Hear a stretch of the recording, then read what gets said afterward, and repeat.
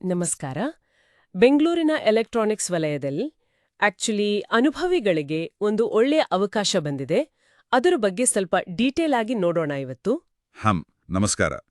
ಇದು ಫ್ಲೆಕ್ಸ್ಟ್ರಾನಿಕ್ಸ್ private limited ಅಲ್ವಾ? Global company. ಹೌದು, ಫ್ಲೆಕ್ಸ್ಟ್ರಾನಿಕ್ಸ್.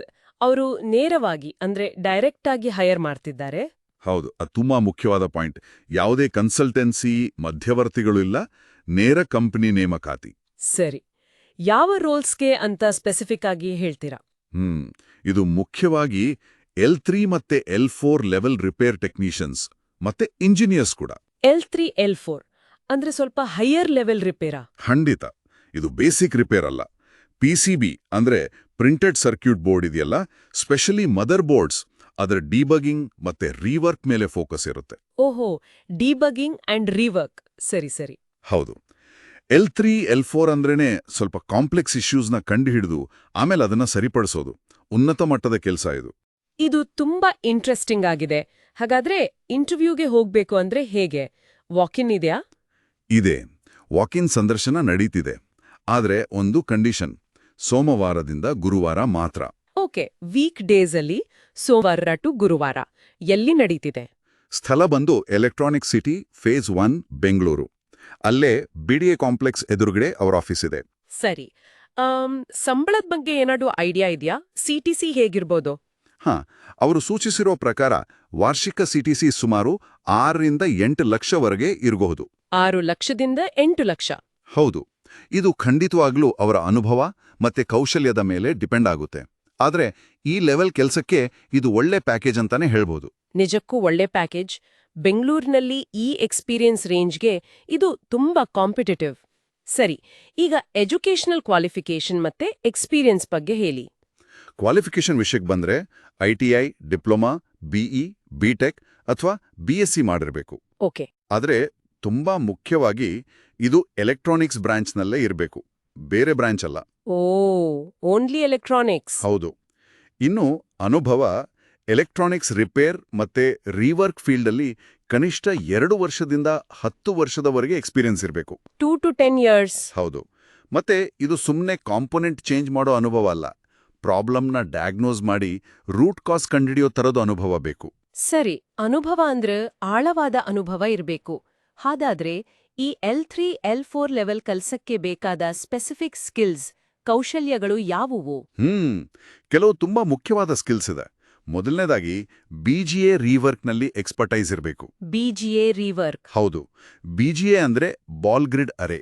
ಈಗಿನ ಅಡ್ವಾನ್ಸ್ಡ್ ಚಿಪ್ಸ್ ಕೆಳಗೆ ನೂರಾರು ಸಣ್ಣ ಸೋಲ್ಡರ್ ಬಾಲ್ ಕನೆಕ್ಷನ್ಸ್ ಇರುತ್ತಲ್ಲ, ಅದನ್ನ ತೆಗೆದು ಕ್ಲೀನ್ ಮಾಡಿ ಮತ್ತೆ ಹಾಕೋದು. ಇದಕ್ಕೆ ತುಂಬಾ ಪ್ರಿಸಿಷನ್ ಬೇಕು. ಹೌದಾ?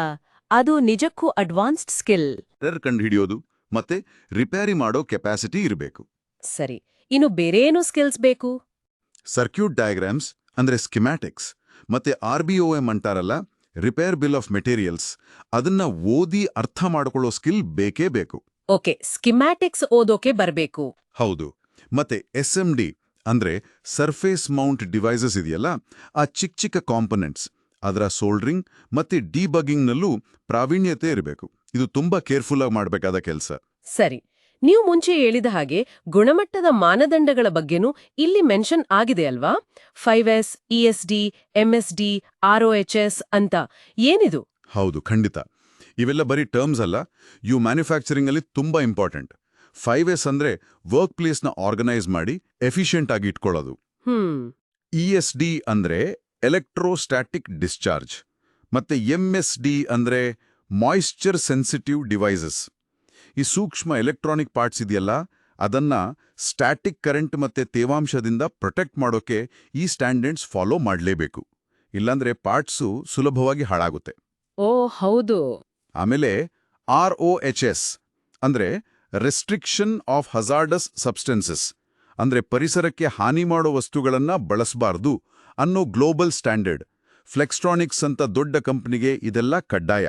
ಅಂದ್ರೆ ಬರೀ ರಿಪೇರಿ ಸ್ಕಿಲ್ ಇದ್ರೆ ಸಾಲದು, ಈ ಪ್ರಾಸೆಸ್, ಈ ಸ್ಟ್ಯಾಂಡರ್ಡ್ಸ್ ಬಗ್ಗೆನೂ ಗೊತ್ತಿರಬೇಕು. ಖಂಡಿತವಾಗಿಯೂ. ಹಾಗೆ IPC ಸ್ಟ್ಯಾಂಡರ್ಡ್ಸ್ ಬಗ್ಗೆನೂ ಹೇಳಿದ್ದಾರೆ. IPC 7711 ಮತ್ತೆ IPC 7721. ಏನದು IPC? ಇವು ಎಲೆಕ್ಟ್ರಾನಿಕ್ಸ್ ರೀವರ್ಕ್ ಮತ್ತೆ ರಿಪೇರ್ಗಾಗಿ ಇರುವ ಇಂಟರ್ನ್ಯಾಷನಲ್ ಸ್ಟ್ಯಾಂಡರ್ಡ್ಸ್. ಈ ಸ್ಟ್ಯಾಂಡರ್ಡ್ಸ್ ಪ್ರಕಾರ ಕೆಲಸ ಮಾಡಿದ್ರೆ ಆ ರಿಪೇರಿ ಕ್ವಾಲಿಟಿ ಚೆನ್ನಾಗಿರುತ್ತೆ, ರಿಲಯಬಲ್ ಆಗಿರುತ್ತೆ ಅಂತ ಗ್ಯಾರಂಟಿ. ಓಕೆ, ಅಂದ್ರೆ ವರ್ಕ್ ಕ್ವಾಲಿಟಿ ಮೇಂಟೈನ್ ಮಾಡೋಕೆ ಇದು ಮುಖ್ಯ. ಹೌದು. ಈ ತರಹದ ಡೀಪ್ ಡಿಬಗಿಂಗ್ ರಿಪೇರಿಗೆಲ್ಲ ಅಡ್ವಾನ್ಸ್ ಟೂಲ್ಸ್ ಬೇಕೇ ಬೇಕು ಅಲ್ವಾ? ಖಂಡಿತ ಬೇಕು. ಇಲ್ಲಿ ಎಕ್ಸ್ರೇ ಮೆಷಿನ್ ಬಳಸ್ತಾರೆ. ಯಾಕಂದ್ರೆ ಆ BGA ಚಿಪ್ಸ್ ಕೆಳಗಡೆ ಇರೋ ಸಾಲ್ಡರ್ ಜಾಯಿಂಟ್ಸ್ನ ಕಣ್ಣಲ್ಲಿ ನೋಡೋಕ್ಕಾಗಲ್ಲ. ಓ, ಅದಕ್ಕೆ ಎಕ್ಸ್ರೇ ಬೇಕು. ಕೆಲವು ಸಾರಿ CT ಸ್ಕ್ಯಾನ್ ಕೂಡ ಯೂಸ್ ಮಾಡ್ಬೋದು ಇನ್ನೂ ಡೀಟೇಲ್ಡ್ ಅನಾಲಿಸಿಸ್ಗೆ. ಆಮೇಲೆ JTAG ಅಂತ ಒಂದು ಟೆಕ್ನಿಕ್ ಇದೆ. JTAG? ಹೌದು, ಜಾಯಿಂಟ್ ಟೆಸ್ಟ್ ಆಕ್ಷನ್ ಗ್ರೂಪ್. ಇದರಿಂದ ಬೋರ್ಡ್ ಮೇಲೆ ಟೆಸ್ಟ್ ಪಾಯಿಂಟ್ಸ್ ಇಲ್ಲಾಂದ್ರೂ ಚಿಪ್ಸ್ ಒಳಗಿನ ಕನೆಕ್ಷನ್ಸ್ನ ಟೆಸ್ಟ್ ಮಾಡಬಹುದು. ಇದೊಂಥರ ಡಿಟೆಕ್ಟಿವ್ ಕೆಲಸ ಇದ್ದಾಗೆ. Wow, interesting. ಇದ್ರ ಜೊತೆಗೆ ICT ಅಂದ್ರೆ in circuit testing, thermal scanners, CRO ಅಂದ್ರೆ oscilloscope, spectrum analysers, digital multimeters ಇದೆಲ್ಲ ಬೇಕಾಗುತ್ತೆ. ಆದರೆ ಬರೀ ಟೂಲ್ಸ್ ಇದ್ರೆ ಸಾಲ್ದು, ಅದನ್ನ ಸರಿಯಾಗಿ ಬಳಸಿ ಪ್ರಾಬ್ಲಮ್ ಎಲ್ಲಿದೆ ಅಂತ ಕಂಡಿಡಿಯೋ ಸ್ಕಿಲ್ ಇರಬೇಕು. ಅದೇ ಮುಖ್ಯ. ಸರಿ, ಇಷ್ಟೆಲ್ಲ ಸ್ಕಿಲ್ಸ್ ಅನುಭವ ಎಲ್ಲ ಇರೋರು ಹೇಗ್ ಅಪ್ಲೈ ಮಾಡ್ಬೇಕು? ಕಾಂಟ್ಯಾಕ್ಟ್ ಡೀಟೇಲ್ಸ್ ಇದೆಯಾ? ಹಾ, ಇದೆ. ಆಸಕ್ತಿ ಇರೋರು ತಮ್ಮ ಅಪ್ಡೇಟೆಡ್ ರೆಸ್ಯೂಮೇನ ವಾಟ್ಸಾಪ್ ಮಾಡ್ಬೋದು. ನಂಬರ್ಸ್ ಹೇಳ್ತೀನಿ ನೋಡಿ: 73494895152 73494895152 ಅಥವಾ 7022870827. 70228700827. ಹೆಚ್ಚಿನ ಮಾಹಿತಿಗೆ ಶ್ರೀಮತಿ ಶುಭಾಂಗಿ, ಅವ್ರ ಶಬರಿ ಗ್ರೂಪ್ನವರು, ಅವ್ರನ್ನ ಈ ನಂಬರ್ಸ್ನಲ್ಲಿ ಕಾಂಟ್ಯಾಕ್ಟ್ ಮಾಡ್ಬೋದು. ಸರಿ, ಹಾಗಾದ್ರೆ ರೆಸ್ಯೂಮೇನ ವಾಟ್ಸಪ್ ಮಾಡಬೇಕು ಈ ನಂಬರ್ಸ್ಗೆ. ಹೌದು. ಒಟ್ಟಾರೆಯಾಗಿ ಹೇಳೋದಾದ್ರೆ ಫ್ಲೆಕ್ಸ್ಟ್ರಾನಿಕ್ಸ್ನಲ್ಲಿ ಈ L3 L4 ರಿಪೇರ್ ಮತ್ತು ಡಿಬಗಿಂಗ್ ಜಾಬ್ ಎಲೆಕ್ಟ್ರಾನಿಕ್ಸ್ ಫೀಲ್ಡ್ನಲ್ಲಿ ಕರಿಯರ್ನ ನೆಕ್ಸ್ಟ್ ಲೆವೆಲ್ಗೆ ತಗೊಂಡೋಗೋಕೆ ಒಂದೊಳ್ಳೆ ಅವಕಾಶ. ಡೈರೆಕ್ಟ್ ಹೈರಿಂಗ್, ಒಳ್ಳೆ ಸ್ಯಾಲರಿ ಮತ್ತೆ ಚಾಲೆಂಜಿಂಗ್ ವರ್ಕ್. ಖಂಡಿತ. ಇದು ಬರೀ ಕೆಲಸ ಅಲ್ಲ, ಕಲಿಯೋಕೆ ಬೆಳೆಯೋಕೆ ತುಂಬಾ ಸ್ಕೋಪ್ ಇರೋ ರೋಲ್ ಇದು. ಹೌದು. ಇಲ್ಲಿ ಒಂದು ವಿಷಯ ಯೋಚನೆ ಮಾಡ್ಬೋದು. ಈಗಿನ ಎಲೆಕ್ಟ್ರಾನಿಕ್ಸ್ ಎಷ್ಟು ಕಾಂಪ್ಲೆಕ್ಸ್ ಆಗಿದೆ ಅಂದ್ರೆ ಬರೀ ರಿಪೇರ್ ಮಾಡೋದಷ್ಟೇ ಅಲ್ಲ, ಈ ಎಕ್ಸ್ರೇ, JTAG ಅಂತ ಅಡ್ವಾನ್ಸ್ ಟೂಲ್ಸ್ ಬಳಸಿ ಪ್ರಾಬ್ಲಮ್ನ ಮೂಲ ಎಲ್ಲಿದೆ ಅಂತ ಪಕ್ಕಾ ಕಂಡುಹಿಡಿಯೋ ಸ್ಕಿಲ್ಗೆ ಎಷ್ಟು ಬೆಲೆ ಇದೆ ಅಲ್ವಾ? ನಿಜ. ರೂಟ್ ಕಾಸ್ ಅನಾಲಿಸಿಸ್ ತುಂಬಾ ಮುಖ್ಯ. ಬಹುಶಃ ಈ ಸ್ಕಿಲ್ಸ್ ಮುಂದೆ ಫ್ಯೂಚರ್ ಟೆಕ್ನಾಲಜೀಸ್ ಡಿಸೈನ್ ಮಾಡೋವಾಗ, ಟ್ರಬಲ್ ಶೂಟ್ ಮಾಡೋವಾಗ ಎಷ್ಟು ಹೆಲ್ಪ್ ಆಗಬಹುದು ಅನ್ನೋದ್ರ ಬಗ್ಗೆ ಯೋಚಿಸೋದು ಒಂದು ಇಂಟ್ರೆಸ್ಟಿಂಗ್ ಥಾಟ್.